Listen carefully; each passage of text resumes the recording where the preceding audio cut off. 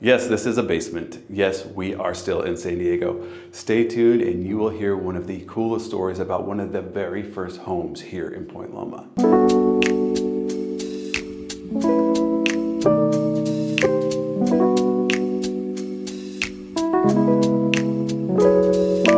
If you've ever enjoyed a solid beer or appreciated the amazing craft beer scene here in San Diego, you'll be interested to know that it goes back a lot further than you even realize, and it started right here in this basement.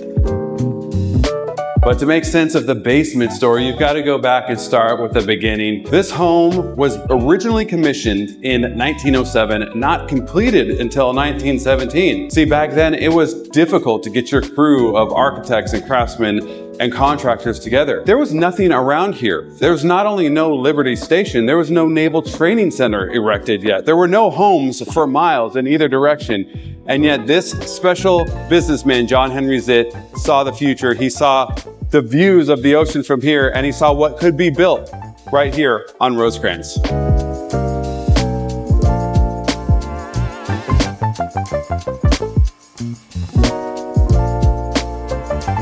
Mr. Zitt picked a great place, but he had an even grander vision, this home.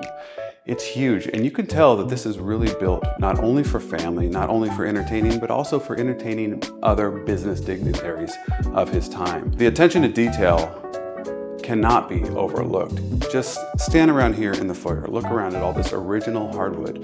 This home has been completely updated and restored, but not renovated. The people that took this project on have spent nearly a year making sure that this property maintained as much of its historic and structural integrity as possible. Speaking of truly restoring this property and not coming in and flipping it with millennial gray, this entire fireplace hood and mantle and surround was like a gift that was unwrapped during the demolition. This thing had paint and drywall and crap all over it. The original tile at the mantle there was covered with some crappy granite, but think about the flow of this property.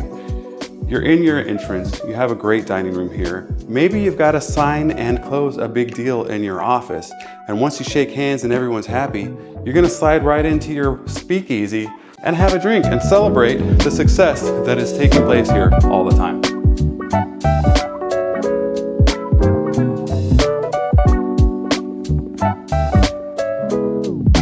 Moving back across this main floor here, we pass, of course, this sizable and beautiful dining room, the impressive stairway that greets you when you come through the front door, into the more casual living space of the living room, and of course, where everyone these days hangs out, the kitchen is straight ahead.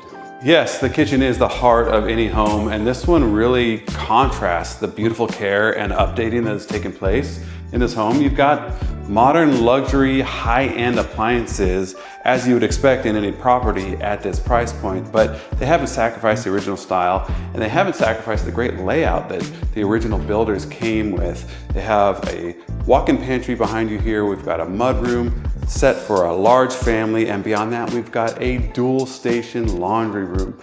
But the coolest thing is a surprise. You would never guess that right below us here, that basement that you saw at the introduction of this video. We don't have documentation to prove any of this, but Mr. Zitt was the president of San Diego Brewing Company, and we believe that the reason that basement is there is because shortly after the brewing company really started to gain popularity and success, Prohibition came along, but like any good business owner, he didn't let that stop him. So now you've seen the main floor entertaining spaces, and next we're gonna go upstairs and see the primary living spaces. But before we do, I have to just take a moment and have you pan down for me. These original oak floors have been beautifully refinished and throughout the entire property, which is interesting because at the time in the early 1900s, they would go all out. They would impress their guests with ornate woodwork like this and with a grand staircase like this. But once you got up into the spaces where really just your family was going to be, they might, you know, change the flooring upstairs or change the woodwork and the level of craftsmanship, but not here. In fact, the sellers of this property brought this to a level the original owners probably never would have by matching this oak flooring to the high quality craftsmanship of the entertaining spaces downstairs. Now, you would probably have an easy time picking this home for yours, but you might have a harder time selecting which primary suite you're going to want to live in, because there's a couple of them here.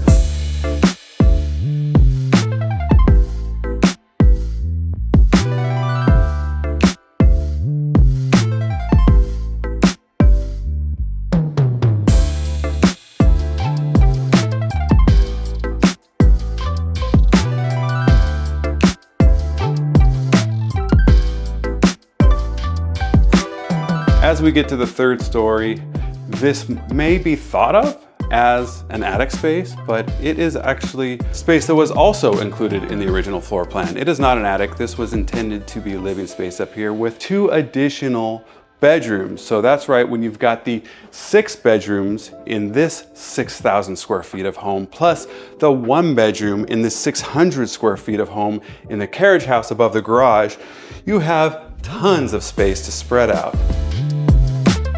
Here on the backside of this 1/3 of an acre lot, you have the original carriage house from 1917, complete with original doors that have now been mechanized for modern conveniences, by the way. But upstairs, you've got a 1-bedroom apartment that could be used for a ton of different things, and it has also been cared for, updated, and has beautiful finishes, just like the main house.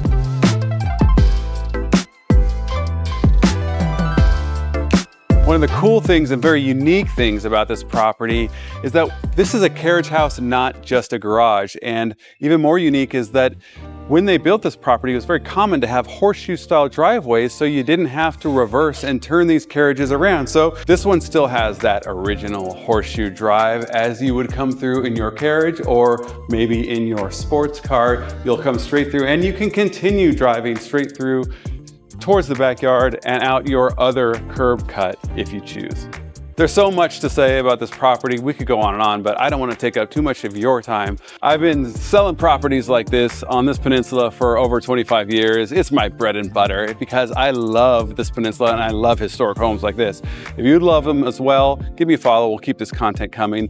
And if you'd like to get out and see one of these properties in person, hit me up. I'd be happy to make a tour happen for you.